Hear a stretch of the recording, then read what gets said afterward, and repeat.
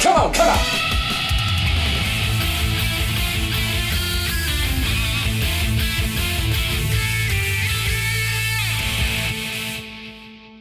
Greetings, my friends. 'Tis I, your host, the mighty Blue Magus, and I'm here with a special treat for you and for me. We're talking about one of my favorite fighting games of all time, Fatal Fury.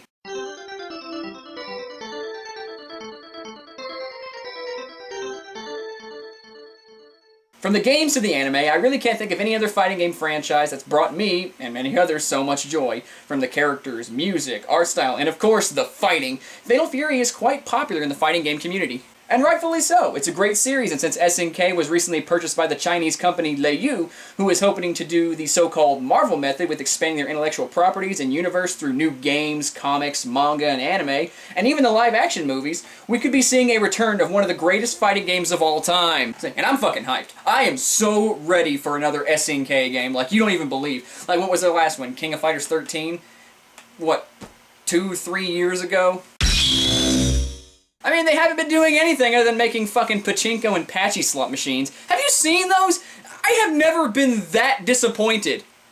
Oh yeah, I'm counting that. SNK, can we talk for a second? Here, come here, come here, come here. Just come here, come here, come here. You are a video game company, so make video games.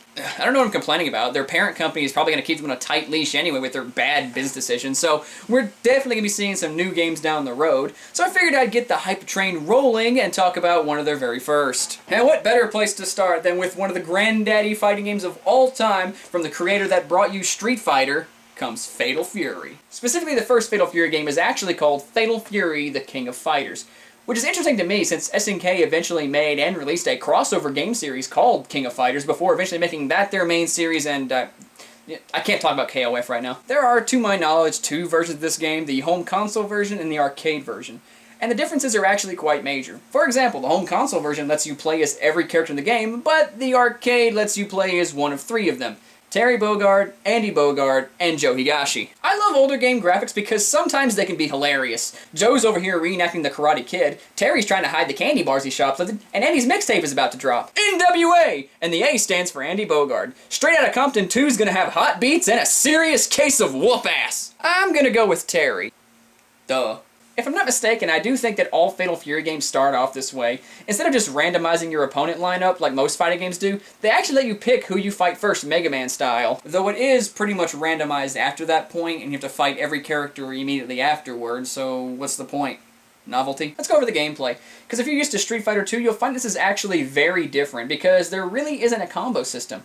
Instead, Fatal Fury relies on timing your attacks properly. Now, honestly, the biggest issue I have with the majority of early fighting games is the general stiffness of them. But I do think that Fatal Fury has aged the best out of them. Focusing on timing your attacks instead of a clunky combo system actually makes the games feel pretty timeless. Hey, wait a second here. Before you start getting on my case, I do think the combo system is great and Street Fighter does it very well, but some of these Street Fighter clones didn't do it very well.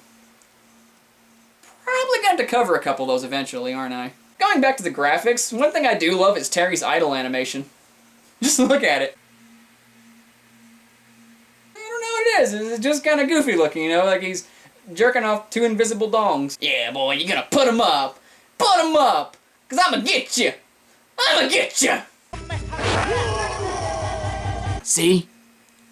I gotcha. One thing about this is that the creator actually admitted that he wants to make the story a bit of a focus of Fatal Fury as well. Yeah, I'm serious. This game has a story. And here it is. So there's this martial arts guy named Geese Howard, and he's all like, "Hey kids, wanna see a dead body?" And then he killed Terry and Andy's dad. Mwah. Shakespearean. Terry and Andy then go on an "I'll avenge you, Dad" kind of quest to kill Geese. What kind of parent names their kid after a flock of large birds anyway? What's his brother's name? Goals? Well, it's actually Wolfgang, but I'm getting ahead of myself. And Joe's there because... And that's really all there is to the story. Its development works like this. You fight someone, you win, and then we get a cutscene of Geese Howard getting increasingly pissed off at you. Make way through these wildly diverse opponents ranging from a pro wrestler named Raiden, no, not that one, whose idle animation is goofier than Terry's, to Master fucking Roshi. Good God, he even hulks out in his moveset and throws lasers. Awesome. Then we have Billy Kane, whose Billy Kane name is mispronounced. His name is Billy Kane, K-A-N-E. It's not Billy Kane. vowels. Sound it out! So you beat down everyone who stands in your way, you win the tournament only to get kidnapped by Geese Howard's goons. And that's when you meet Geese Howard himself. Not gonna lie here. See? It's a bit of a bitch. Geese is fucking cheap as hell. His energy waves are much quicker than Terry's power wave, and they're fast! Holy shit, they're fast! I swear these things are almost impossible to avoid. I hate to be that one guy who dropped several quarters in the machine in the arcade back in 1991 trying to beat this guy. In fact, if I was that guy, I bet if I had saved all of my quarters, I probably just could have bought a Neo Geo and a copy of Fatal Fury for the same price. But when you finally beat him, it's oh so satisfying. Yeah! Fall, you son of a bitch! Fall further than my self-esteem! And that's pretty fucking far! Let's see here. Died from injuries June 25th, 1912. Wait. 1912? And Billy Kane stage is a purple van in the background, and it reads Dark Side of the Moon, Boys, Vagina.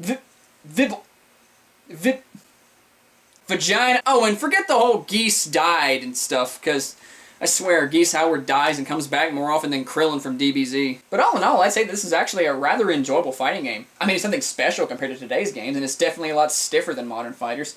But for one of the first, it's very good, relying strictly on your ability to know your moves, to counter, to block, and attack when you can. The player needs to master their character and study his enemies if he's ever going to progress, and with each fight comes a new and more challenging opponent. I mean, sure, Geese Howard is unfairly cheap and insanely difficult beyond reason, but everything else leading up to him? Yeah, this game has aged a lot better than I thought it would. And it only got better from there. Wait, thought I was on top of the first one? Heck nah, son. Fatal Fury 2, next. Sorry to bother you one more time, but can we talk for a second about how the box art of this game has SNK's mascot being knocked ass Silverhead backwards by a character who's not even in the game? I mean, that's like the Super Mario Bros. Game. Mario is being shot by a ninja. It's well drawn and painted, but come on! It's Terry Bogard! You don't do that to Terry Bogard! Hey, thanks for watching. If you'd like to see more, then feel free to hit subscribe if you already haven't. And if you'd like, follow me on Twitter and Facebook so you can see my honest and worthless opinions on a regular basis. See? Told you I had a low self-esteem.